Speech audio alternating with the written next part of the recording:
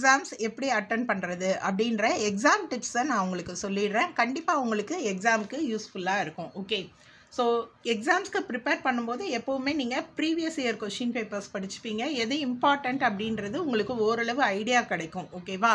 அதே மாதிரி உங்களோட சிலபஸில் என்னென்ன கவர் ஆகிருக்கு அப்படின்றது தெரிஞ்சுக்கோங்க. சிலபஸில் இல்லாத கொஷின் நீங்கள் அட்டெண்ட் பண்ணீங்க அப்படின்னா உங்களுக்கு கண்டிப்பாக மார்க்ஸ் கொடுத்துடுவாங்க. ஓகே, அதே மாதிரி பார்த்தீங்கன்னா உங்களுக்கு படிக்கிறதுக்கு எது ஈஸியாக இருக்கும் அப்படின்னா 2 மார்க் கொஷின்ஸ்னால் நீங்கள் 2 லைனில் கூட கரெக்டாக ஆன்சர்ஸை சிம்பிளிஃபை பண்ணிக்கோங்க. கண்டிப்பாக 4 லைன் 5 லைன் எழுதினா தான் மார்க்ஸ் கிடைக்கும் அப்படின்ற அவசியம் கிடையாது. 2 லைன்ஸில் மீனிங்ஃபுல்லாக ஆன்சர் எழுதினாலே உங்களுக்கு 2 மார்க் கொஷின்ஸ்க்கு மார்க் கொடுத்துடுவாங்க. ஓகே, ஸோ அடுத்து முக்கியமான விஷயம், நீங்கள் வந்து நீட்டாக ப்ரெசென்ட் பண்ணணும். பேப்பரை நீட்டாக ப்ரெசென்ட் பண்ணணும். எதுக்காக இந்த பாயிண்ட்டை சொல்கிறேன் அப்படின்னு பார்த்தீங்கன்னா, உங்களோட பேப்பரை திருத்துறவங்களுக்கு இரிட்டேஷன் வரக்கூடாது.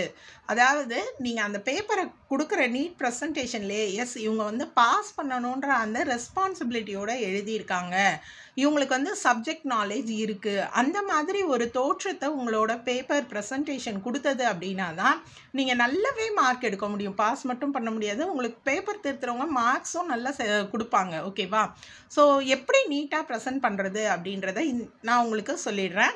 இப்போ பார்த்தீங்க அப்படின்னா உங்களுக்கு யூனிவர்சிட்டி ஆஃப் மெட்ராஸை பொறுத்த வரைக்கும் section A, section B, section C அப்படின்னு 3 பார்ட் இருக்குது இல்லையா? இந்த 3 பார்ட் ஆஃப் கொஷின் பேப்பரில் நீங்கள் செக்ஷன் ஏ அட்டன் பண்ண போகிறீங்க அப்படின்னா ஃபஸ்ட்டு நீங்கள் அந்த செக்ஷன் ஏ அப்படின்றத எடுத்து எழுதிடுங்க. ஓகேவா? இந்த செக்ஷன் ஏல நீங்கள் இப்போ ஒரு 3 கொஷினுக்கு ஆன்சர் பண்ணிட்டீங்க. அதுக்கப்புறமா உங்களுக்கு வந்து செக்ஷன் பியோட ஆன்சர் எழுத போகிறீங்க அப்படின்னா அடுத்து நீங்கள் என்ன பண்ணணும்னா செக்ஷன் பி அப்படின்னு ஹெட்டிங் கொடுத்துட்டு கொஷின் நம்பர் கரெக்டாக போடணும். முக்கியமான விஷயம், நீங்கள் எந்த கொஷினுக்கு ஆன்சர் எழுதுறீங்க அப்படின்ற கொஷின் நம்பரை போடணும். ஓகே, அப்போ தான் வந்து இரிட்டேட் ஆகாது. நீங்கள் விட்டு விட்டு எழுதலாம், தப்பில்லை. எந்த செக்ஷன் வேணாலும் அட்டன் பண்ணலாம். இதில் 3 கொஷின், இதில் 2 நல்லா தெரியும், அடுத்து நான் செக்ஷன் சி, கடைசியில் மீதி கொஷின், எப்படி வேணால் அட்டன் பண்ணலாம். நீங்கள் எப்போ வந்து வேறு ஒரு செக்ஷனுக்கு ஆன்சர் பண்ணுறீங்களோ அந்த செக்ஷனை கண்டிப்பாக மென்ஷன் பண்ணிவிட்டு கொஷின் நம்பரை கரெக்டாக எழுதிட்டு தான் நீங்கள் ஆன்சர் பண்ண ஆரம்பிக்கணும். ஓகே, ஸோ அடுத்து நீங்கள் உங்களோட பேப்பர் ப்ரெசன்டேஷனில் முக்கியமான விஷயம், ஒவ்வொரு காலேஜ்லேயும் ஒவ்வொரு மாதிரி இன்ஸ்ட்ரக்ஷன் கொடுத்துருப்பாங்க. ஸோ யூனிவர்சிட்டி ஆஃப் மெட்ராஸில் நீங்கள் black and blue pen use பண்ணலாம், வேறு கலர்ஸ் தான் நீங்கள் யூஸ் பண்ணக்கூடாது.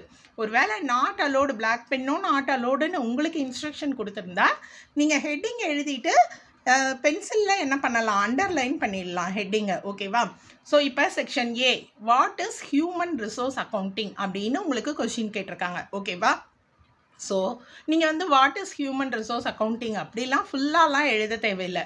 என்ன கொஷின் கேட்டிருக்காங்களோ அதை ஒரு ஹெட்டிங் மாதிரி எழுதிட்டு அதுக்கப்புறமா நீங்கள் ஆன்சர் எழுதணும்.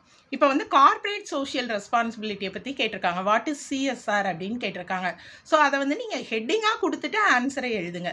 எதுக்காக இந்த மாதிரி எழுத சொல்கிறேன் அப்படின்னு பார்த்தீங்கன்னா, உங்களோட ஆன்சர்ஸ் சில நேரம் நீங்கள் கரெக்டான ஆன்சர் எழுதுவீங்க, சில நேரம் நீங்கள் தப்பான ஆன்சர் எழுதுவீங்க.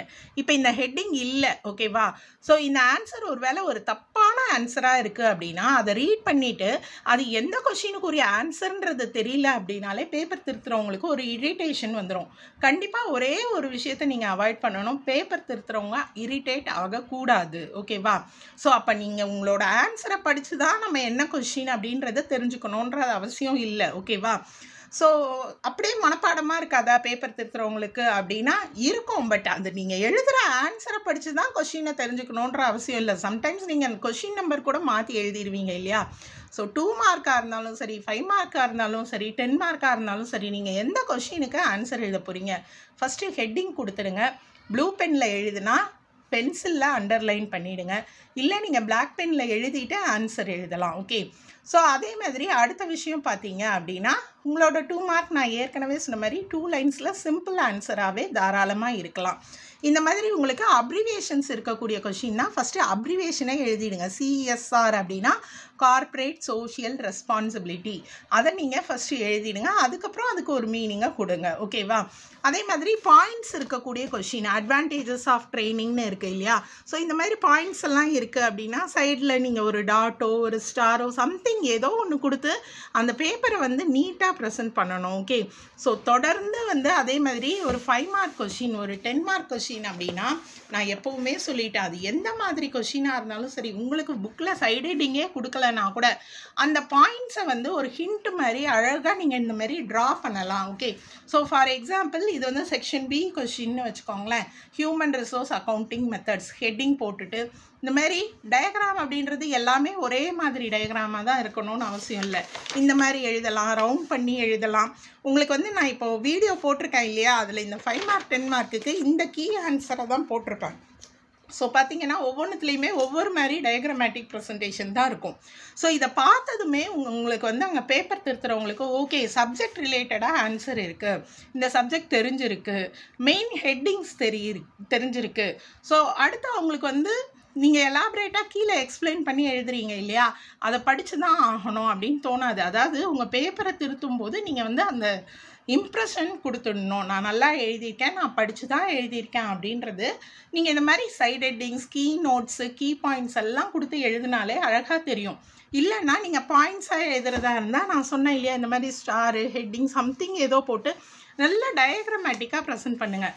மேம் இந்த மாதிரி சைட் ஹெட்டிங் மட்டும் எழுதுனா போதுமா? சைட் ஹெட்டிங்க்கு மட்டுமே எல்லாம் 5 மார்க் 10 மார்க் கொடுத்துட மாட்டாங்க. சைட் ஹெட்டிங்க்னா நான் ஏற்கனவே சொன்ன மாதிரி ஒரு 2 மார்க்ஸ் தான் உங்களுக்கு கொடுப்பாங்க. ஓகேவா?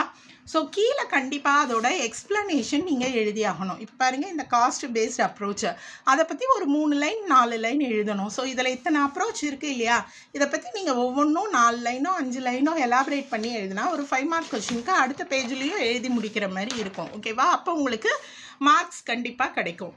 அதே மாதிரி 10 மார்க் கொஷினாக இருந்தாலும் டயக்ராமேட்டிக் ப்ரெசன்டேஷன்ஸ் கொடுத்துட்டு அதுக்கப்புறமா கீழே எக்ஸ்ப்ளனேஷன் எழுதணும். எக்ஸ்ப்ளனேஷன் கொடுக்காமல் இருக்காதீங்க. ஸோ எப்பவும் கொடுக்குற அதே டிப்ஸு தான். மேம் கொஷின் பேப்பர் கஷ்டமாக இருக்குது, கொஷின் பேப்பர் ஈஸியாக இருக்குது, நீங்கள் சப்ஜெக்டை படிச்சுட்டு போங்க. ஓகேவா? சிலபஸில் இருக்கிற எல்லாத்துக்குமே உங்களுக்கு மீனிங் தெரியும். சம்டைம்ஸ் கொஷின் பேப்பர் ஈஸியாக வரும், சம்டைம்ஸ் கொஷின் பேப்பர் டிஃபிகல்ட்டாக தான் இருக்கும். ஓகேவா? நீங்கள் என்ன பண்ணணும் அப்படின்னா கண்டிப்பாக அந்த கொஷின் பேப்பரில் எல்லா கொஷினுக்கும் தேவையான ஆன்சர்ஸை அட்டன் பண்ணணும். நான் வந்து ஹியூமன் ரிசோர்ஸ் டிபார்ட்மெண்ட்டை பற்றி படித்தேன், ஆனால் எனக்கு அதோட ஸ்ட்ரக்சர் தெரியல. ஹியூமன் ரிசோர்ஸ் டிபார்ட்மெண்ட்னா என்னன்னு தெரியும் இல்லையா, அதை வச்சு அந்த கீ பாயிண்ட்ஸை வச்சு டயக்ராமேட்டிக் ப்ரெசன்டேஷன்ஸ் கொடுத்து நீங்கள் தாராளமாக எழுதலாம். அட்டன் பண்ண மார்க்காவது உங்களுக்கு கிடைக்கும். ஆனால் நீங்கள் கொடுக்கக்கூடிய ஆன்சர் எல்லாம் சப்ஜெக்ட் ரிலேட்டடாக தான் இருக்கணுமே தவிர ஏதாவது ஒன்றுன்னு எழுதக்கூடாது. ஸோ இப்போ நான் இந்த 2 இயர் கொஸ்டின் பேப்பர் கொடுத்துருக்கேன் அப்படின்னா அதில் ஹியூமன் ரிசோர்ஸ் அக்கௌண்டிங்னா என்னென்னு இருக்குது, ஹியூமன் ரிசோர்ஸ் டிபார்ட்மெண்ட்னா என்னென்னு இருக்குது, ஆர்கனைசேஷனல் ஸ்ட்ரக்சர்னா என்னென்னு இருக்கும். ஏதாவது ஒரு கொஸ்டின் அதுக்கு ரெலவெண்ட்டாக படிச்சிருப்பீங்க இல்லையா. பயப்படாமல் எழுதிட்டு வாங்க, கண்டிப்பாக நீங்கள் பாஸ் பண்ண முடியும். All the best.